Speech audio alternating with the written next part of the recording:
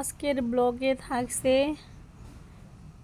বাসার টুকিটাকি কাজ করলাম, সাথে বৃষ্টির দিনেও আমি কাপড় চোপড় ধুলাম, ধুয়ে তো বেহাল অবস্থা। সাথে রান্না বান্না চাল কুমড়া দিয়ে মুরগির মাংস দিয়ে রান্না করলাম, সেটাই আপনাদের দেখাবো, শেয়ার করব। তো আপনারা সবাই দেখতে থাকেন। আসসালামু আলাইকুম গাইস, সবাই কেমন আছেন? আশা করি ভালো আছেন। আল্লাহর রহমতে আমিও ভালো আছি। এই তো সকাল সকালে আজকে প্রচণ্ড বৃষ্টি, অনেক বৃষ্টি পড়ছে, ঝুম বৃষ্টি ছিল। তো ওইখান থেকে বারান্দা থেকে আসা নিয়ে আমি হাত মুখ ধুয়েই বাবুকে একটু আদর করে আসলাম চুলার পাড়ে। প্রতিদিনের মতো সকাল সকাল আমাকে চুলার পাড়ে আসতে হয়। আজকেও আমি সকাল সকালেই চুলার পাড়ে এসে পড়েছি, কারণ রান্না বান্না করতে হবে, খেতে হবে। আর বাবুর আব্বু বাসায় থাকতেই আমার সমস্ত কাজ করে নিতে হবে, না হলে আর আমি কাজ করতে পারবো না বাচ্চাদের নিয়ে। তো আজকে আমি রান্না করব চাল কুমড়া দিয়ে মুরগির মাংস। আর এটা খাইতে খুবই মজা, চাল কুমড়ার সাথে মুরগি মাংস। তো এখানে আমি সব কিছু দিয়ে নিতেছিলাম। এখানে আমি মরিচের গুঁড়া, হলুদের গুঁড়া, সমস্ত মশলা উপকরণ দিয়ে এটাকে একটু কষিয়ে তারপরে আমি দিয়ে দিব এটার মধ্যে মাংস।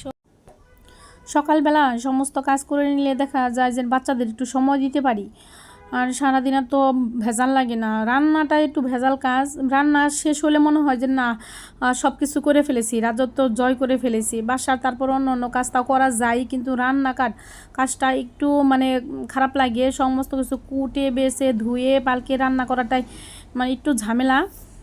তাও কি আর কি, প্রতিদিন তো রান্না করতে হবে, খেতেই হবে, এটা প্রতিদিনের রুটিন। তো আর কি করার। তো মুরগির মাংসটা আমি একটু এখানে দিয়ে একটু কষিয়ে নিতেছি। এখন পর্যন্ত চাল কুমড়াটা অ্যাড করি নাই। আর এই তো কাঁচামরিচ দিয়ে দিতেছি, একটু পেঁয়াজের কুচি দিয়ে দিলাম, সাথে চাল কুমড়াটাও দিয়ে নিলাম। অল্প চাল কুমড়া ছিল, ওই দিন রান্না করছিলাম, আর একটু ছিল, ওইটাই আমি আজকে রান্না করে দিলাম সাথে, যেন ভালো লাগবে নি, এই জন্য চাল কুমড়াটা আমি অ্যাড করলাম। এখন একটুকে চাল কুমড়া দিয়ে নাড়াচাড়া করে নিব, তারপরে এটার মধ্যে আমি একটু পানি দিয়ে দিব।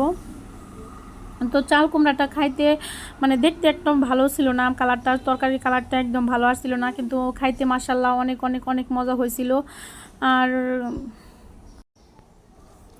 এই তো আমার অন্য এক চুলায় আমি ভাতও বসাই দিয়েছি, আর তরকারিটা হয়ে গেছে। আমার বাচ্চারা বলতেছে মানে 2-3 দিন পরে আজকে মাংস রান্না করলাম, ওরা তো খুবই হয়ে গেছে যে মাংস রান্না করছে।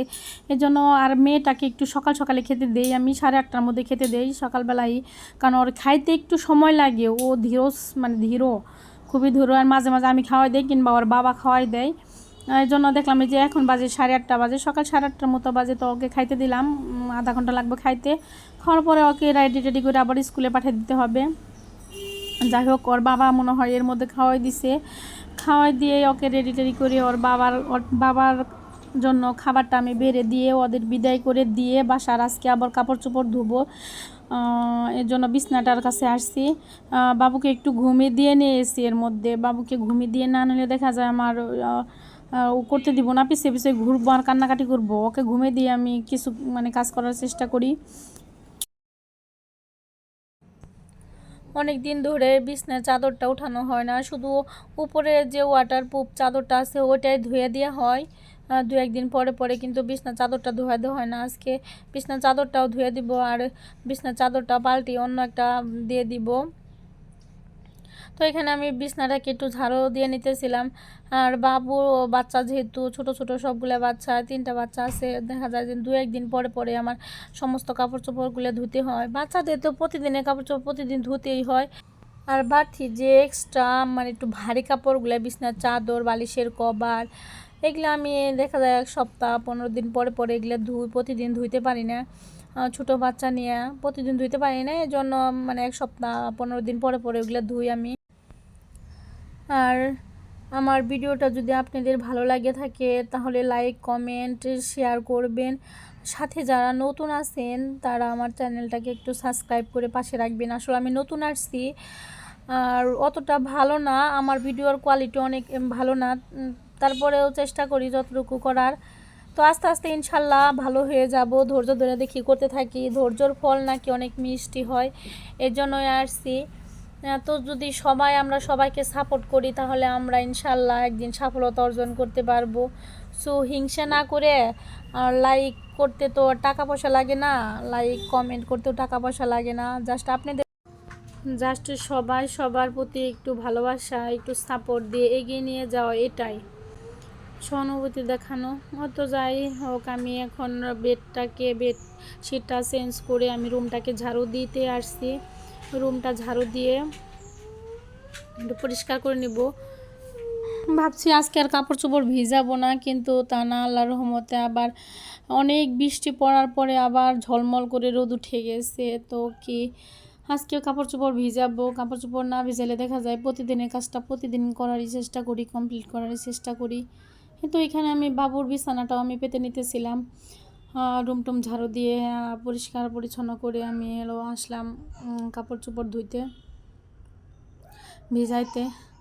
তো আমি কাপড় চোপড়গুলো ভিজাই নিতেছিলাম, আর আমার ছেলে আমার সাথে একটু হেল্প করতেছিল কাজে। আর ছোটো ছেলে তো ঘুমিয়ে রয়েছে, অনেকক্ষণ ধরে ঘুমাইতেছে, ও ডিস্টার্ব করতেছিল না। এই জন্য বাসার সমস্ত কাজে আমি গোছ গাছ করে, রুম টুম গোছ গাছ করে সব কিছু করে ভাবলাম যে আজকে যেহেতু রোদ উঠছে, জন্য কাপড় চোপড়গুলো ভিজিয়ে নেই। তো ভিজিয়ে আমি এগুলাকে এখন ধুয়ে ছাদে শুকিয়ে দিয়ে আসবো। আর আমি সবসময় ছাদে কাপড় চোপড় বেশি শুকিয়ে দেই, তো প্রতিদিনই আমার কাপড় চোপড় ধুইতে হয়। আর আমার রোদ্রে কাপড় চোপড় শুকাইলে আমার খুবই ভালো লাগে, সেটা পরতেও ভালো লাগে, আর জীবাণুটা মুক্ত হয়। জন্য কষ্ট হলেও আমি সবসময় ছাদে নিয়ে কাপড় চোপড়গুলো ধুয়ে দিয়ে নিয়ে আসি। আমার বাচ্চাটা হেল্প করতেছিল। যাই হোক, এখন তো বিকেল মুহূর্ত হয়ে গেছে, আমি সারাদিন অনেক কাজ করছি। তো এখন ছাদে দিছিলাম কাপড় চোপড়গুলো, সেগুলো এখন ভাঁজ করে নিলাম। তো আপনারা সবাই ভালো থাকবেন, আল্লাহ হাফেজ।